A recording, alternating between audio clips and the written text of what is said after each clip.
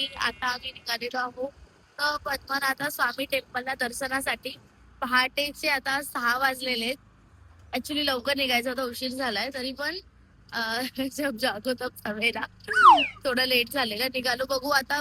बहुतेक तरी गर्दी असेल. आम्ही उशिरा 6 वाजता पोहोचतोय म्हणून, कारण की सध्या शबरीमालाच यांचं फेस्टिवल चालू आहे. त्यामुळे मागच्या 2 महिन्यापासून कंटिन्युअसली इथे रश असते. तर आम्ही सर्वांनी साड्या वेअर केलेल्या आहेत, जसं की इथे साड्या कंपल्सरी आहेत नेसणं.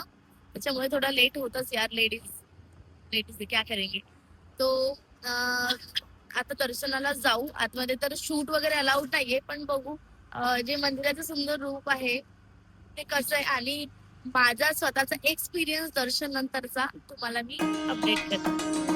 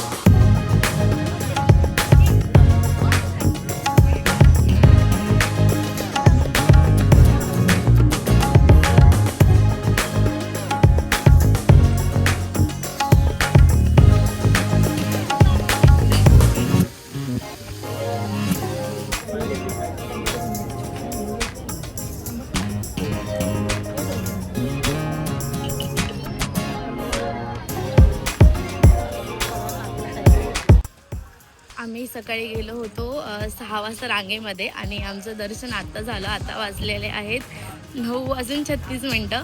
तर मग त्यांनी सांगितलेलं 9:30 वाजता तुमचं दर्शन होईल. तेवढी गर्दीसुद्धा होती आणि छान दर्शन झालं. लाईन होती, एवढी पण जास्त नव्हती, बट कसं ते 4-5 दरवाजे आहेत, त्यांना सोडायचं असं त्याच्यानुसार आतमध्ये येईपर्यंत आम्हाला उशीर झाला, पण दर्शन छान झालं.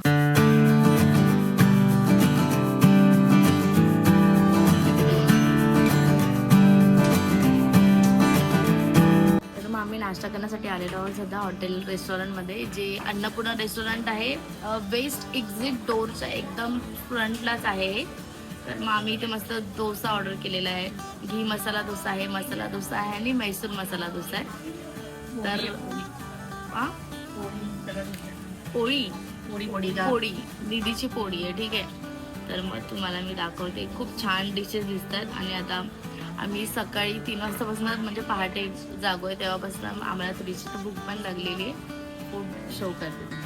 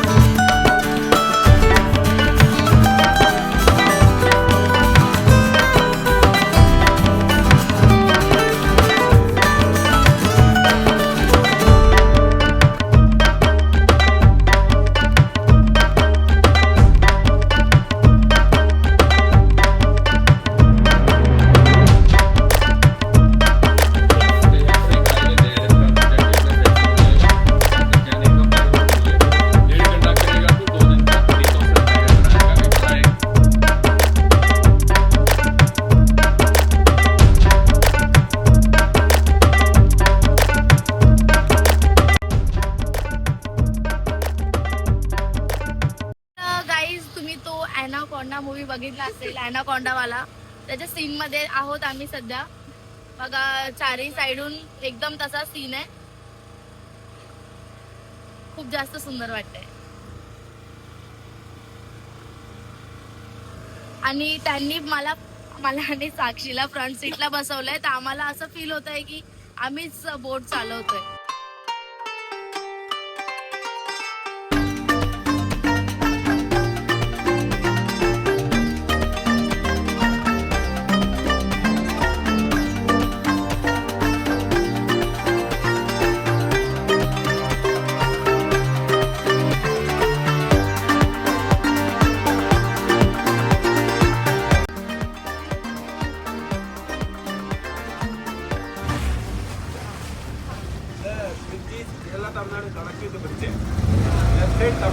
right side Kerala side. ओ तमिळनाडू केरला.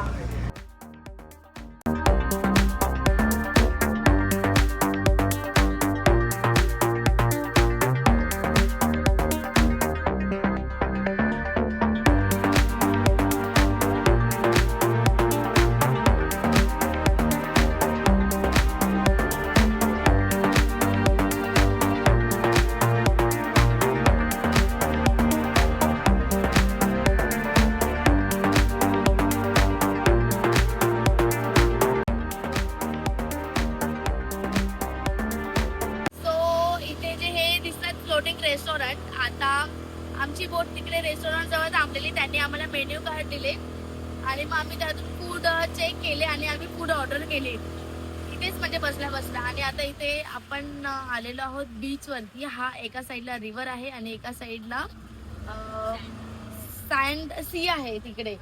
तर हे दोन्ही मिळतं कुठेतरी. आणि फेमस बीच आहे golden sand beach.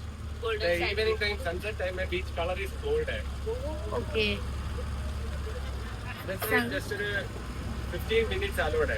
Okay, just walking camel head outside. उधर साइड अरेबियन सी है. जैसे walking रिटर्न साइड आएगा सर में. ओके. बाकी पूरा साइड पण आहे. ओके. सो इथे आता आम्ही ब्रेक घेणार 15 ते 20 मिनिटासाठी. आणि इथून आम्ही ज्यावेळेस वापस जातो तिथे तर आमचं जेवण रेडी असेल. अशा प्रकारे ऑर्डर देऊन तुम्ही इथे फूड वगैरे एन्जॉय करू शकता. सो ऑर्डर दिलेली आहे. फूड एन्जॉय करूयात, बघूयात पुढे. फ्लोटिंग बोट रेस्टॉरंटचा पण एक्सपिरियन्स कसा असेल त्या अगोदर आपण बीच पाहूयात. चला. आणि आता आम्ही इथे आलेलो आहोत मध्ये. तर इथे पाणी बघा खाली किती जास्त क्लीन आणि स्वच्छ आहे. अशा टाईपचं पाणी क्लीन स्वच्छ. ह्याच्या अगोदर मी फक्त गोकर्णाला पाहिलेलं आहे. तर छान एक्सपिरियन्स आहे. ए चल त्या साईडला हे आहे ना ओशन. ओके साक्षी रेडी झालेली आहे. Let's go. इथे पण थोडंफार स्नॅक्स वगैरे तुम्हाला काय मिळेल. तर इथे मागे तर थांब ना बे. तर यार असंच थांब, हलायचं नाही. ओके. इथे आहे समुद्र आणि इथे आहे नदी. अशा प्रकारे.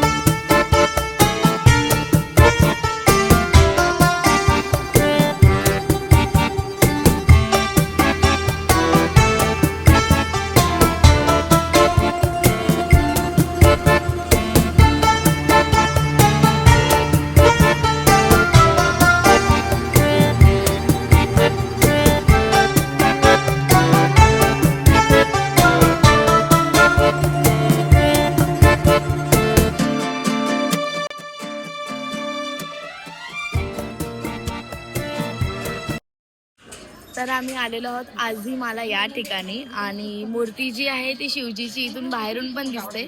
बट जवळून जर तुम्हाला बघायची आतमध्ये जाऊन तर तुम्हाला अशा प्रकारची मोठी लाईन लावावी लागते. आणि मागेच तिथे कोलम बीचचा खूप जास्त सुंदर व्ह्यू आहे.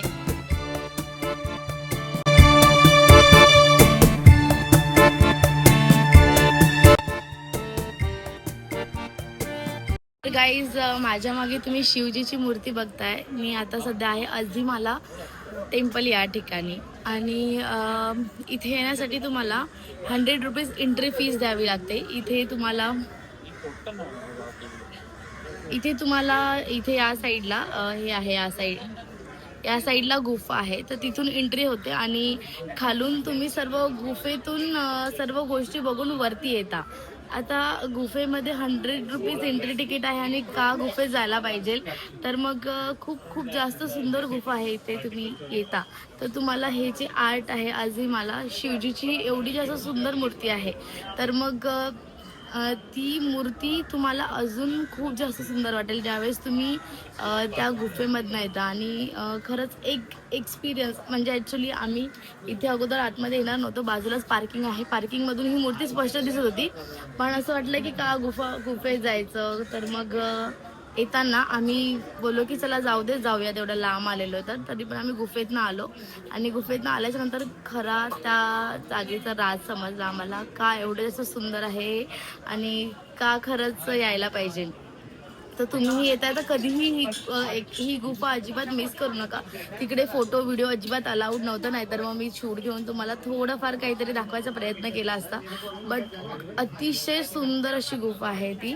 तिथे आर्ट आहे शिव पार्वती त्यांच्या रिलेटेड. पंचमुखी हनुमानजी आहेत, पंचमुखी गणपती बाप्पा आहेत आणि एकही कलर न लावता एवढा जास्त सुंदर ते दाखवलेलं ना की खरंच तुम्हाला या ठिकाणी ते 100 रुपीज देणं खूप जास्त वर्थ राहील.